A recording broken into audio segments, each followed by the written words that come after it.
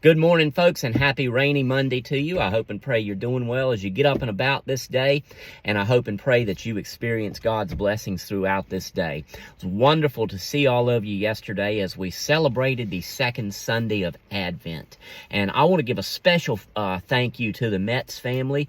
They had their Christmas celebration yesterday in the fellowship hall, and they invited me to come eat with them, and so I enjoyed that immensely. So thank you to Brenda Metz and the rest of her family for that warm invitation. What a wonderful time of fellowship that was. You know, this morning I was reading in my Bible app and in the book of Matthew, and you'll forgive me because I'm not looking right at it right now, so I don't exactly remember chapter and verse, but it's a very familiar portion of Scripture. Jesus said, the greatest commandment. They asked him, what is the greatest commandment? And Jesus says, you shall love the Lord your God with all your heart, your soul, and your mind. Think about that, Christian. That is our greatest commandment, to love the Lord our God with all our heart, our soul, and our mind.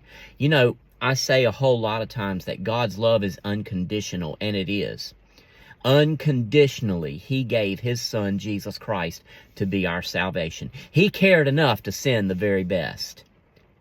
But He does require conditions of us, and they're very simple conditions. And the greatest is to love the Lord your God with all your heart, your soul, and your mind. But Jesus doesn't end there.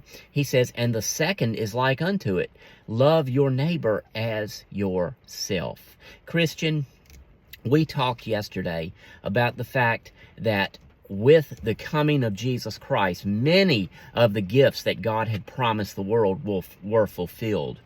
But then we also learned that there are a number of gifts that are yet to come that are not yet fulfilled, but they will be. We don't know when, we don't know the timeline, but we know they're going to happen, and therefore we can have joy, we can have peace, we can have encouragement.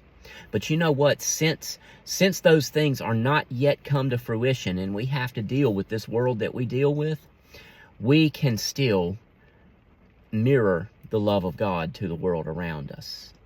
So as you go through this day, I want to remind you to first and foremost love the Lord your God with all your heart, your soul, and your mind. Jesus said this is the greatest commandment. And then right on the other side of that coin, He said, and the second is like unto it, love your neighbor as yourself. So share the love of God. There's somebody in your life, I bet, that needs desperately the love of God in Jesus Christ. Share that with them. Why? Because number one, you love the Lord your God with all your heart, your soul, your mind. And number two, because you love your neighbor as yourself. And I hope and pray that you have a wonderful Monday today. Hope and pray that God blesses you beyond measure. And the good news is He will. So we'll talk to you a little bit later. Love you, folks. God bless you.